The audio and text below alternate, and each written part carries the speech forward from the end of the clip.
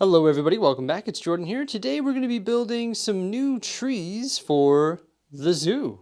I've built all sorts of them in the past, such as this one here, which uses arch elements. This one, which uses 2x2 circular bricks with a large Technic axle running through the center. And then this one here, which uses cylinders, some flex hosing running through the center, and of course all of them use the green tree limbs. I was hoping to build a big tree. And in order to do that, I would have to build one like this using the arch elements. I think that would just look the best. Unfortunately, this is all of the arch elements that I have remaining, which is not nearly enough because it uses 4 arches per layer. And as you can see, this one is quite a few layers. So the only thing I can do is modify this one. And I'm actually going to modify it using some new pieces. I've got these 1x2 connector plates in brown and also these ones here that have sort of the curved back end.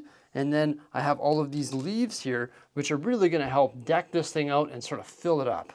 I've just got to be a little bit careful because if I place a bunch of big trees here in the zoo, they might start to block some of the animal habitats and also the aquarium. But I definitely think there is some space here that I can use.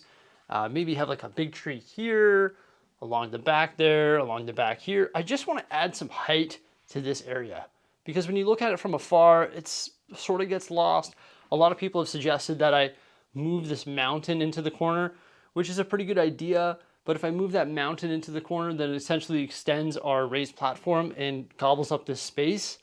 And then I don't know where to put the zoo. I mean, realistically, I could put that mountain in the corner there, make it flat on this side, flat on the back, and then try to round it out more and have it rounded out in the corner and then have the campground sort of pressed up against the mountain and then maybe even have the zoo here. Maybe maybe I have to make those changes. Maybe this no longer needs to be on the raised platform and the mountain needs to shift over. Then it needs to go campground, mountain, zoo, raised platform. I don't really want to execute that today. Oh man, people need to stop suggesting things because then I've got to redo all my work. This whole mountain would have to be rebuilt. Yeah, so I don't know about that. Let's continue working on the zoo trees. But yeah, as you can see, I started building some modified ones there using those connection elements and also those leaves. They look pretty good. But I want to up the ante and try and build some larger ones using those pieces. And I want to start to fill in this area once again with some more height and some more color. And I think trees is a good way to do that. I've decided to strip this one down here and I actually realized now those large arches are only on the bottom. And then we transition into these smaller arches. I've started adding leaves to this massive tree here. And I've decided this is going to be the zoo's, or actually the city's most extreme tree. And I don't think they're all going to be like this. This is very part intensive. But this is going to be the big centerpiece tree for the zoo. You can see the configuration I'm doing there with the connecting elements to make the leaves look like that along the base. And when we get this thing full, it's going to look insane. So that's going to be my priority here, and then we'll place it in the zoo and see what it looks like. Maybe it'll be too big, maybe it'll be too extreme, but I don't know. I sort of want it to be like the showpiece of the zoo. And it's not really going to be like the tree of life. You can't really top the animal kingdom. Like, come on, that thing looks so good. But this might look pretty cool when you come in the entrance of the zoo. The animal kingdom's tree of life. That would be a fantastic official Lego set. Never thought of that until now. Starting to put in the second layer of branches. I've always said to myself, building a massive tree, like if you have unlimited parts, to build something like the Tree of Life or the Na'vi home tree from Avatar, that would be so cool. Imagine just having unlimited parts and building this massive towering tree, like the size of the Avengers Tower or something ridiculous. That would just be so fun. I would have so, because there'd be so many things that you could do with it, and you could like have like a big trunk and carve out the inside. And I've actually seen something like that. I think it was on an episode of Lego Masters Australia where they built like a big tree, and I was like, oh wow, that is so cool. I want to do something like that.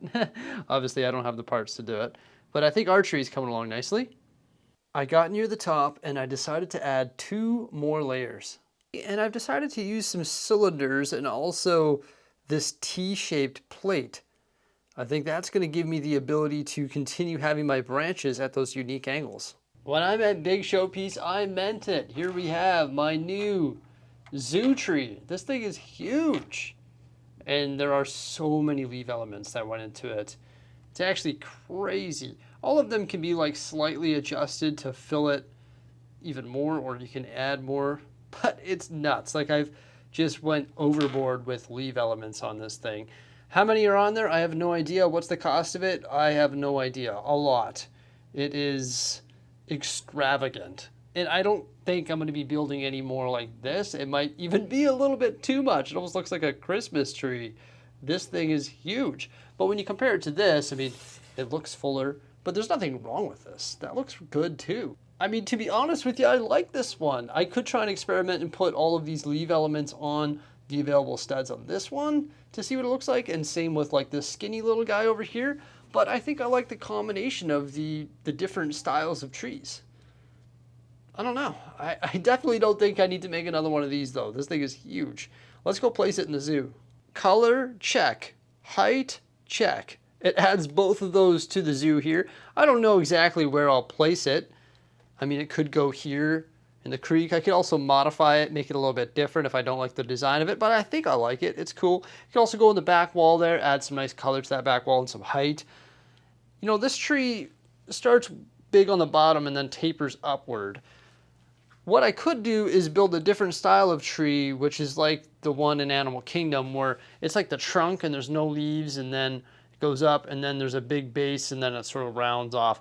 Just different styles of trees, right? Like there's all sorts of different trees that you can create with Lego and all sorts of different trees in this world. But I think that this one looks pretty good and it adds a nice pop of color and some height to the zoo, and that was my objective.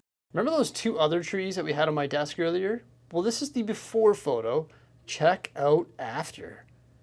Those leaves really do just look fantastic. It fills up those trees really nicely.